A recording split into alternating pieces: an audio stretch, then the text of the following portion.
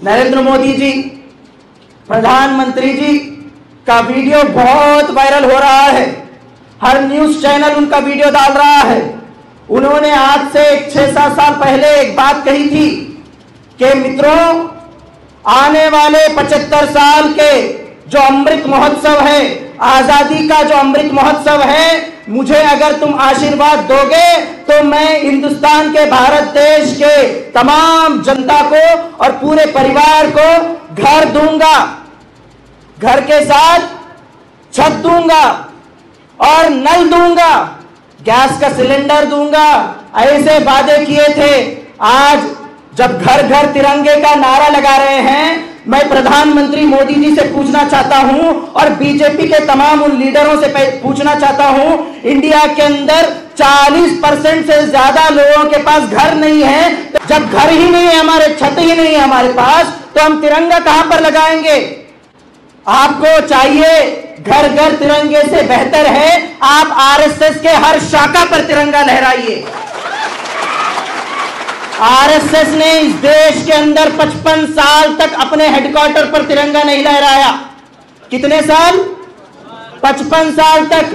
जब 2012 में कुछ लोग जाकर, जब आरएसएस के हेडक्वार्टर पर जाकर जब झंडा लहराया गया था, उस वक्त यही आरएसएस वालों ने इस मुकदमा दर्ज किया था उन लोगों के ऊपर, तिरंगा लहराने वालों को देशद्रोही का केस।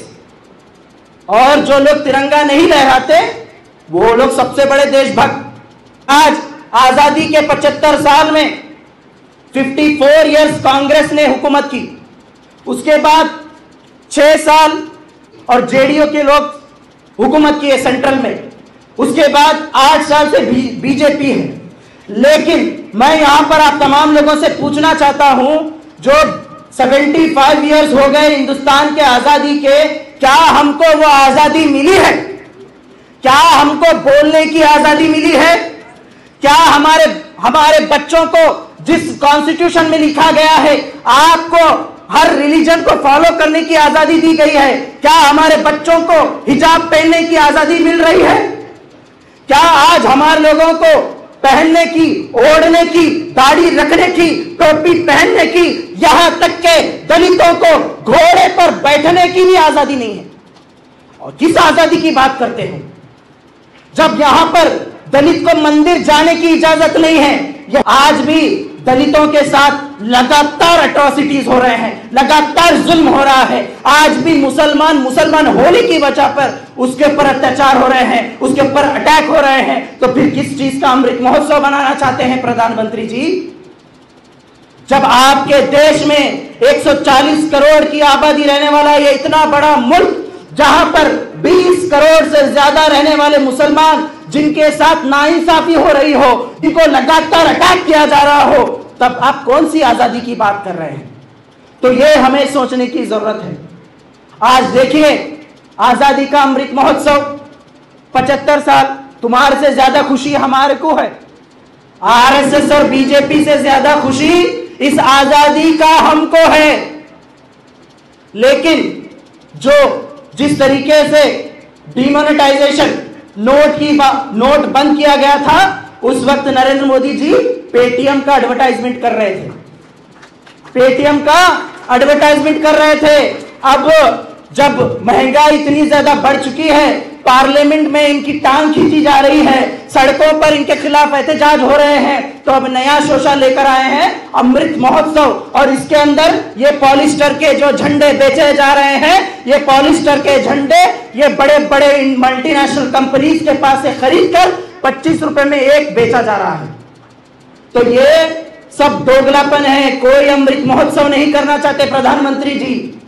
ये 25 रुपए में एक झंडा बेचकर अपना जो झोला है वो भर के निकलना चाहते हैं, और कुछ भी नहीं। दोस्तों, आपको मालूम होना चाहिए, देखिए नरेंद्र मोदी जी आए दिन नए नए प्रोजेक्ट लेकर आते हैं। अब देखिए, खादी, हमेशा यहां पर पुलिस डिपार्टमेंट के लोग भी मौजूद हैं, हमको इतना ज्यादा इंस्ट्रक्शन थे। क्या इंस्ट्रक्शन? खादी का झंडा ही लहराना, और ये टाइम से ये टाइम तक लहराना, और इस तरीके से उसका प्रोटोकॉल मेंटेन करना। ये तमाम चीजें एक इज्जत थी। इस झंडे को एक इज्जत, एक एहतराम था, तमाम लोग इसको रेस्पेक्ट देते थे। लेकिन आज ये पॉलिस्टर के झंडे लाकर 3 दिन पहले झंडा लहराकर और ये पूरे जितने भी ये झंडे लगा रहे हैं कल कूड़ेदान में मिलेंगे। तो ये रेस्पेक्ट है क्या? ये रेस्पेक्ट नहीं है। ये सिर्फ और सिर्फ मालदारों का घर भरने का काम कर रही है ये बीजेपी सरकार। मैं इनसे पूछना चाहता हूं, इतनी ही देशभक्ति आपके अंदर है, इतनी ही ज्यादा आप देशभक्त हैं, तो आप जब कश्मीरी फाइल्स पर फ्री टिकट बांट सकते हैं तो आप झंडे क्यों नहीं बांट सकते? कश्मीरी फाइल्स मुख्यमंत्री, प्रधानमंत्री, वो मंत्री, ये संतरी तमाम लोग बैठकर थिएटर में बैठकर आप फ्री में टिकट बांट सकते हैं। तो आपके अंदर अगर देशभक्ति है, आप वाकई में भारत देश को आप मोहब्बत करते हैं, तो फ्री में झंडे क्यों नहीं बांटते? आप जबरदस्ती कर रहे हैं लोगों को। आप सुने होंगे उत्तर प्रदेश में, राजस्थान में और भी कई जगहों पर, इवन कर्नाटका में राशन दुकान वाले को ये झंडे दिए।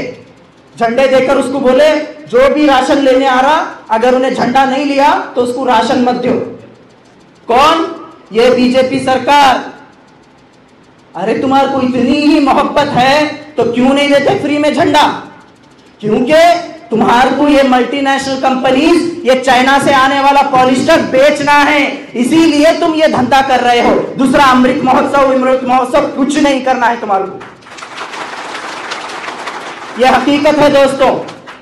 हम जितना ज्यादा इस देश से मोहब्बत करते हैं, इस देश से हमें प्यार करते हैं, हम अपने आप को खत्म करने के लिए, अपने आप को यहां पर खत्म करके इस देश को फिर एक बार आजादी दिलाने के लिए हम लोग तैयार हैं। आज जिस तरीके से हिंदू और मुसलमान के नाम पर आज आपस में लड़ाकर जो राजनीति खेली जा रही है, इस राजनीति को अगर हमें तोड़ना है तो हमको राजनीति में आना जरूरी है। जब तक हम राजनीति में नहीं आएंगे, जब तक हम लोग ये जो हिंदू मुसलमान बोलकर जो आपस में लड़ाया जा रहा है, जब तक हम इसको नहीं रोकेंगे, हमको आजादी नहीं मिलेगी। हमको और एक आजादी की लड़ाई लड़ना है। वो आजादी की लड़ाई हमें आरएसएस और बीजेपी के खिलाफ लड़ना है। जब तक ये आरएसएस और बीजेपी को चौराहे पर लाकर नंगा नहीं करेंगे, तब तक हम सुकून से नहीं बैठेंगे।